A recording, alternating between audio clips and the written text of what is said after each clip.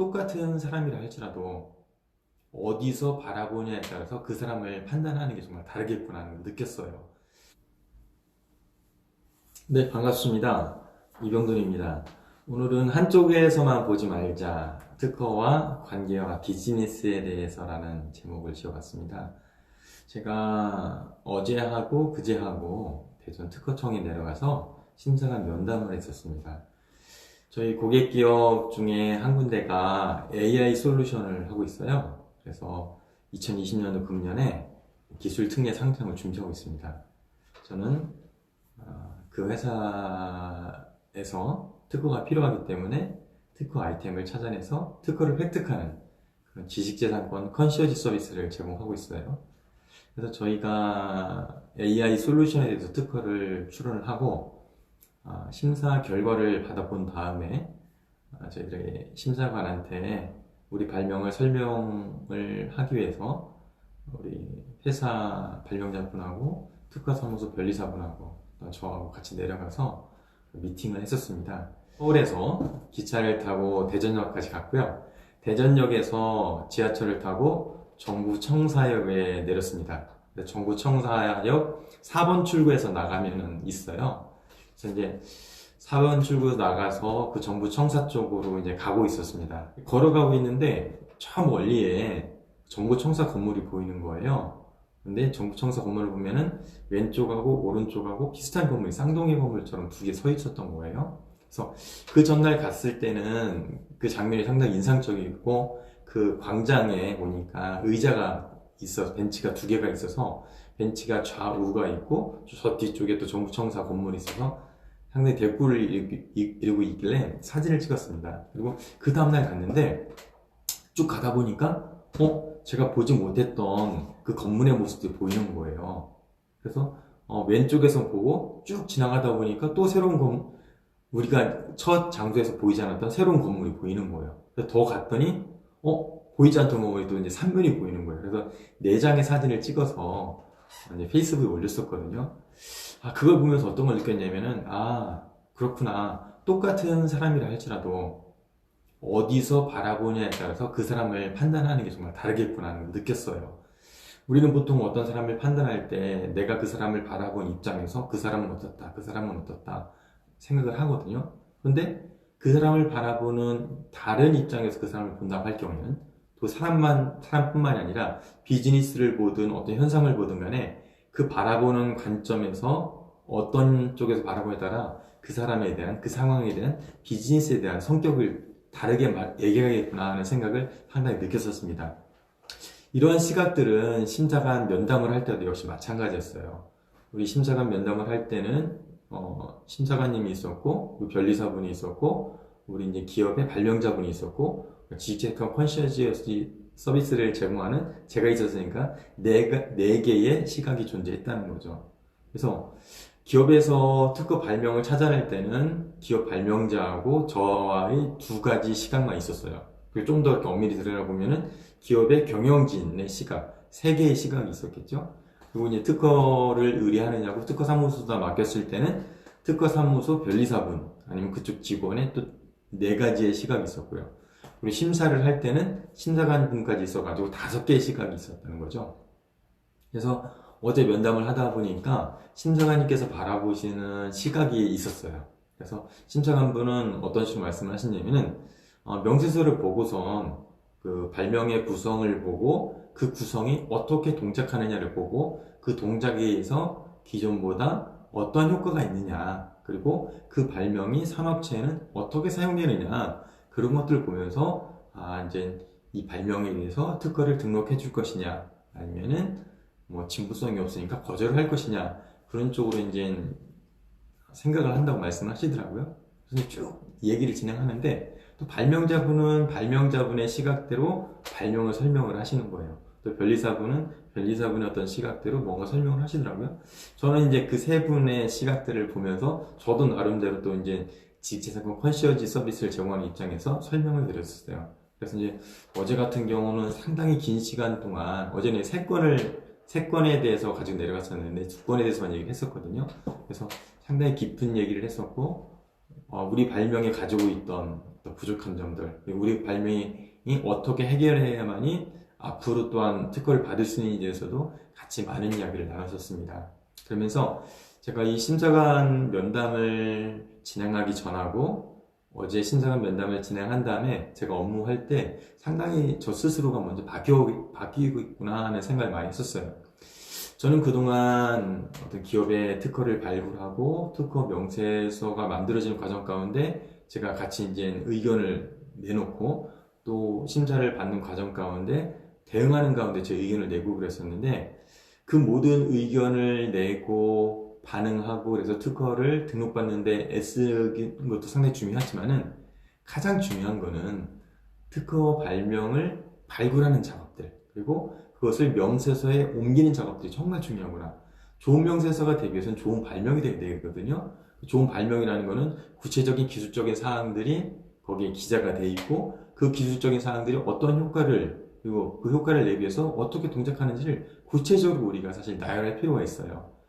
그래서 제가 만약에 발명자분들하고 면담을 통해서 그러한 구체적인 작업들을 찾아낼 수 있다고 하면은 그리고 더 깊이 나갈 수 있고 어제 제가 심사관 분하고 면담을 하면서 그때 얘기할 것들을 미리 발명을 준비하는 단계에서 할 수 있었다고 그러면은 정말 좋은 발명이 되겠구나 하는 생각을 많이 했었고요.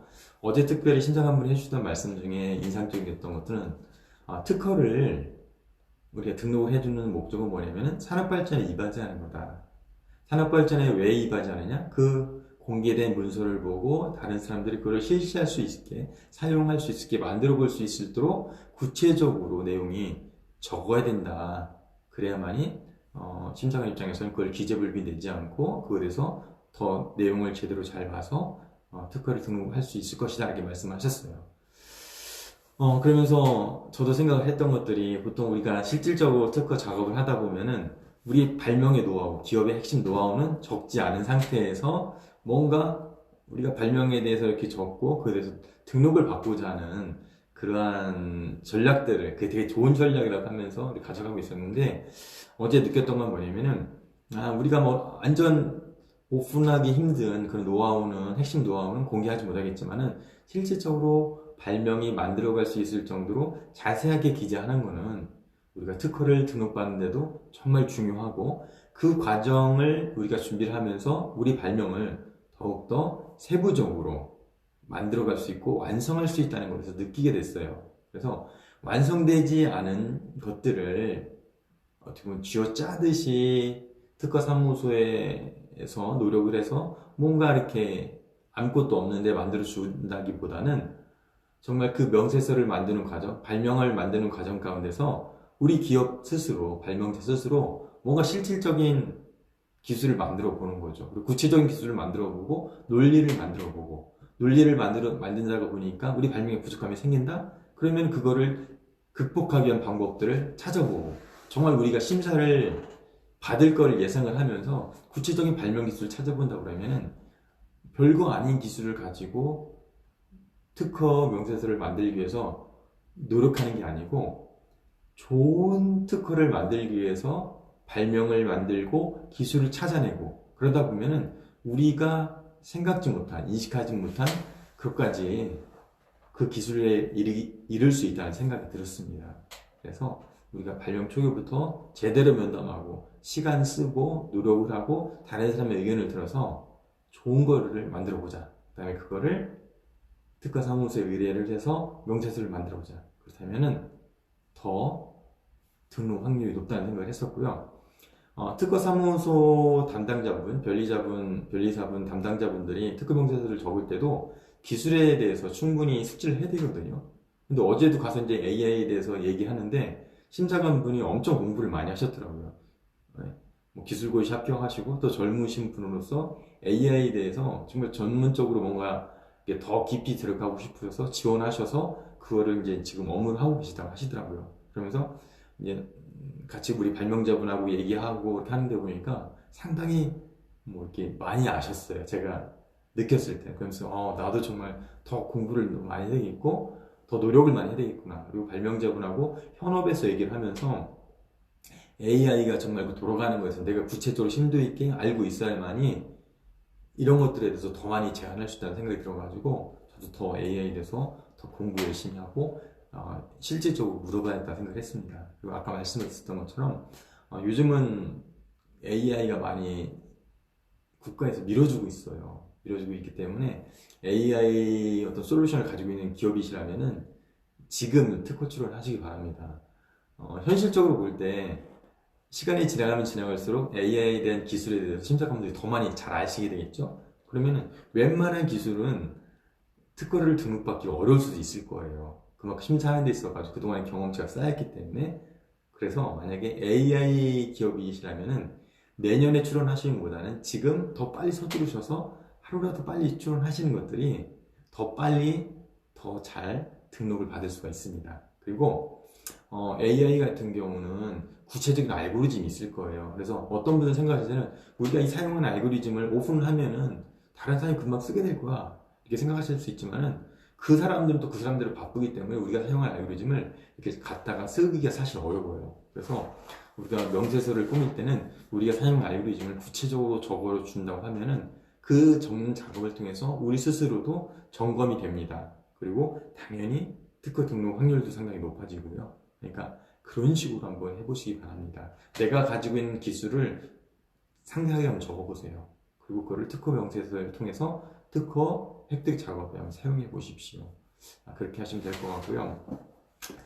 성경에 보면 그런 말도 나와요. 그러니까 한 사람이면은 싸움에서 진다. 그리고 두 사람이면은 둘이 힘을 합치니까 싸움에서 좀 이길 수 있다. 그런데 삼겹줄, 세 겹으로 된 거는 끊어지지 않는다는 그런 얘기가 나옵니다. 그러면서 이 성경 구절이 우리 서비스에 정말 적용되는구나 생각을 하게 됐어요. 왜냐하면은 보통 우리가 그전에는 그러니까 저희 소셜 IP업이나 서비스가 없을 때는 기업이 다이렉트로 특허 사무소랑 연결을 해서 특허 서비스를 제공을 받았어요. 많은 분들이 생각할 때는 다이렉트 대 다이렉트로 진행하면은 비용도 싸지고 뭔가 빨라질 거라고 생각을 해요. 그렇지만은 저희 기업이 지금 2020년도에 상장을 준비하는 두 개의 큰 기업을 또한 게 컨시어지 서비스를 진행하고 있어요. 그 진행하면서 저희 서비스가 얼마나 중요한 건가를 제 스스로 느끼고 있어요. 왜냐면 제가 그 일들을 진행하면서 제가 하는 일이 정말 많다고 생각을 했어요. 정말 제가 이 하고 있는 일을 정말 기업에서 할 수 있을까? 변리사분이 할 수 있을까? 하는 생각이 들었어요. 왜냐면은 아까 제가 처음에 말씀드렸듯이 제가 정부청사 주위를 걸어가면서 정부청사를 바라보는 그 각도에 따라서 그 건물들이 다르게 보였었거든요. 그리고 새로운 국면들이 보였어요. 그래서 우리가 똑같이 특허를 획득할 때도 기업 경영진이 바라보는 시야가 있고요.